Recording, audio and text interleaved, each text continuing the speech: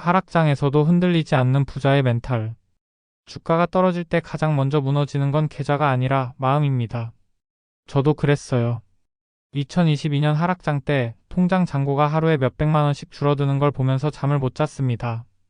새벽에 일어나서 계좌를 확인하고 출근길에도 차트를 보고 회사에서 일하면서도 계속 핸드폰을 들여다봤어요. 그때 깨달았습니다. 아, 투자에서 가장 중요한 건 돈이 아니라 멘탈이구나.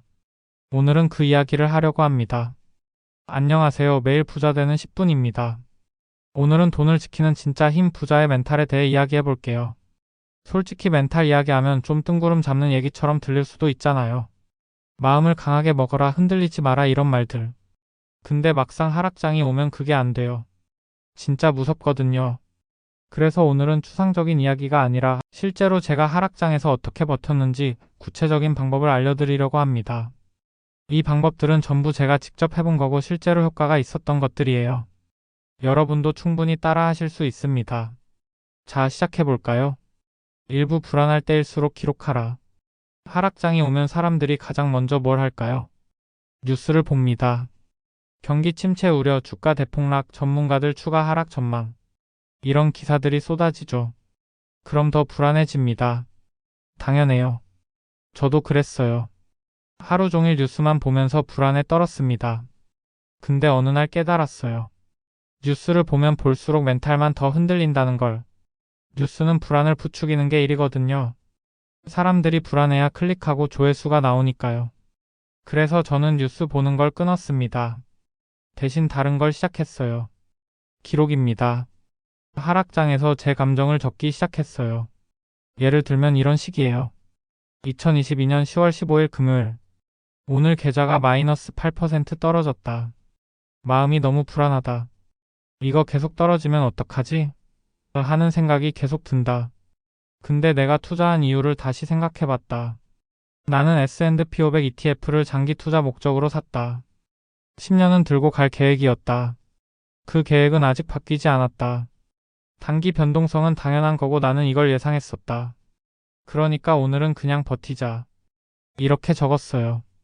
신기한 일이 일어났습니다. 글을 쓰는 동안 마음이 진정되더라고요. 왜냐하면 감정을 밖으로 꺼내서 글로 쓰면 객관화가 되거든요. 머릿속에 있을 때는 막연한 불안이었는데 글로 쓰고 나니까 아, 이게 내 감정이구나 하고 인식하게 돼요. 그리고 내가 왜 투자했는지, 원래 계획이 뭐였는지를 다시 확인하게 됩니다. 그리고 또 하나 중요한 걸 적었어요. 매수 매도 이유입니다. 예를 들어 이런 거죠. 2022년 11월 1일.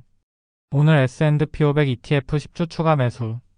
이후 지난 한 달간 15% 하락했고 장기 평균 대비 저평가 구간이라고 판단. 감정 사실 무섭다. 더 떨어질 수도 있다는 생각이 든다. 하지만 과거 데이터를 보면 이런 하락 후 3년 뒤에는 항상 회복했다. 나는 이 판단을 믿기로 했다. 이렇게 적어두면 나중에 되돌아볼 수 있어요. 3개월 뒤, 6개월 뒤, 1년 뒤에 다시 읽어보는 거죠. 그럼 아, 그때 내가 이런 판단으로 샀구나. 그리고 그 판단이 맞았네 또는 틀렸네 이렇게 배울 수 있어요. 그게 쌓이면 나만의 투자 교과서가 됩니다. 책이나 유튜브에서 배운 지식이 아니라 내가 직접 겪으면서 배운 지혜가 되는 거예요. 저는 지금 2년치 기록이 쌓였는데요. 가끔 예전 기록을 읽어보면 진짜 신기해요. 아, 나 그때 이렇게 불안해했구나. 근데 결국 괜찮았잖아.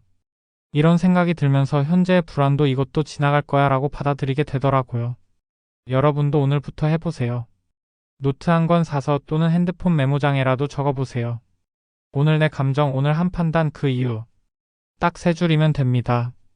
그 3줄이 1년 뒤 여러분의 가장 든든한 멘탈 지지대가 될 거예요. 이부 남과 비교하지 않기. 두 번째 이야기입니다. 하락장에서 멘탈이 무너지는 또 다른 이유. 바로 비교예요. 주변 사람들 보면 항상 수익 낸 사람들이 보이잖아요. 나 이번에 비트코인으로 50% 벌었어. 나는 테슬라 사서 2배 만들었어. 이런 얘기 들으면 어떤 생각 드세요? 와, 대단하다. 이것보다는 나는 왜 못했지? 이런 생각 더 많이 들죠. 그리고 내 계좌 보면 마이너스 10%. 그럼 더 자괴감이 들어요. 저 사람은 벌었는데 나는 왜 못 벌었을까? 이 생각이 시작되면 정말 위험합니다. 왜냐하면 이 생각은 감정이치 전략이 아니거든요. 저도 그런 적이 있어요. 친구가 어떤 코인으로 큰돈 벌었다고 자랑하는 거예요.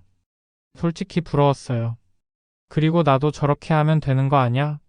하는 생각이 들었죠. 그래서 충동적으로 그 코인을 샀습니다. 결과는 30% 손실. 왜냐하면 그 친구는 그 코인을 몇 달 전부터 연구했고 저점에서 샀거든요. 근데 나는 그냥 친구 말만 듣고 고점에서 샀으니까 당연히 손실을 본 거죠. 그때 깨달았어요. 시장은 누구에게나 다르게 작용한다는 걸. 친구에게 맞는 투자가 나한테도 맞는 건 아니에요. 친구는 단기 투자 성향이고 나는 장기 투자 성향일 수 있어요. 친구는 코인 시장을 잘 알고 나는 주식 시장을 더 잘 알 수 있어요. 친구는 리스크를 크게 감당할 수 있고 나는 안정적인 걸 선호할 수 있어요.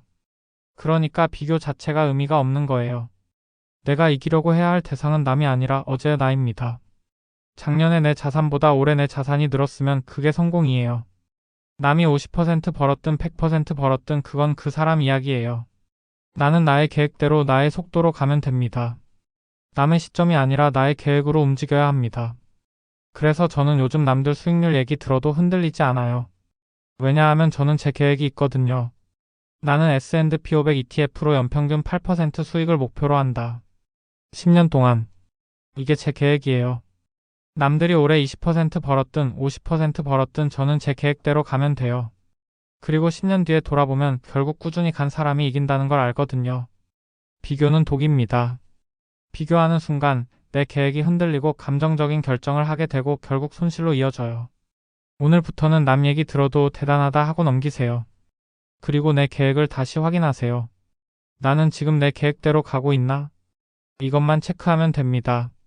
3부 부자들은 기다림을 연습한다. 마지막 이야기입니다. 진짜 부자들의 공통점이 뭘까요? 돈이 많다. 맞아요. 근데 그게 결과고 과정은 뭘까요? 저는 여러 투자책을 읽고 성공한 투자자들의 인터뷰를 보면서 하나의 공통점을 발견했어요. 그들은 조급하지 않습니다. 워렌 버핏, 레이 달리오, 존 보글. 이런 사람들 보면 공통점이 있어요. 수십 년 동안 같은 원칙을 지켰다는 거예요.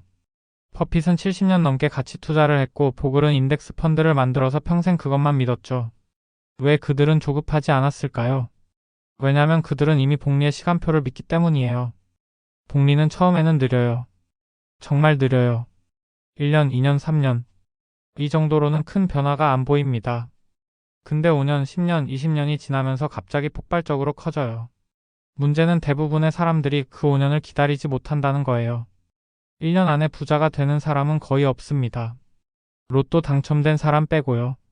근데 로또 당첨자의 70%는 5년 안에 다시 가난해진다는 통계도 있어요. 왜냐하면 돈을 지키는 습관이 없으니까요. 진짜 부자는 하루아침에 만들어지는 게 아니에요. 하지만 5년, 10년 동안 포기하지 않은 사람은 반드시 부자가 됩니다. 제가 아는 선배 한 분이 있어요. 그분은 20년 전부터 매달 50만원씩 S&P 500 ETF를 샀어요. 주변 사람들이 그거 해서 뭐가 되겠냐고 놀렸대요. 2008년 금융위기 때는 친구들이 지금 다 팔아라 더 떨어진다고 했대요. 근데 그분은 그냥 묵묵히 계속 샀어요. 떨어질 때도 오를 때도 그냥 매달 50만원씩. 20년이 지난 지금 그분 자산이 얼마나 될까요? 원금만 1억 2천만 원이에요. 50만원 12개월 20년. 근데 실제 자산은 약 3억 원이 넘습니다. 왜냐하면 복리 때문이에요. 20년 동안 포기하지 않은 힘이 3배의 자산을 만든 거예요. 그분이 특별한 재능이 있어서가 아니에요. 그냥 기다렸을 뿐이에요. 언젠가는 된다는 걸 믿고 그냥 꾸준히 했을 뿐이에요. 기다림은 재능이 아니라 연습입니다. 처음에는 다들 못 기다려요. 저도 그랬어요. 3개월 하면 뭔가 변화가 보일 줄 알았거든요. 근데 3개월은 아무것도 아니더라고요.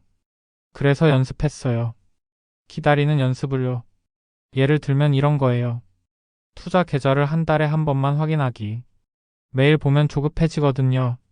그래서 한 달에 한 번만 봤어요. 처음에는 진짜 힘들었어요. 궁금해서 미칠 것 같았어요.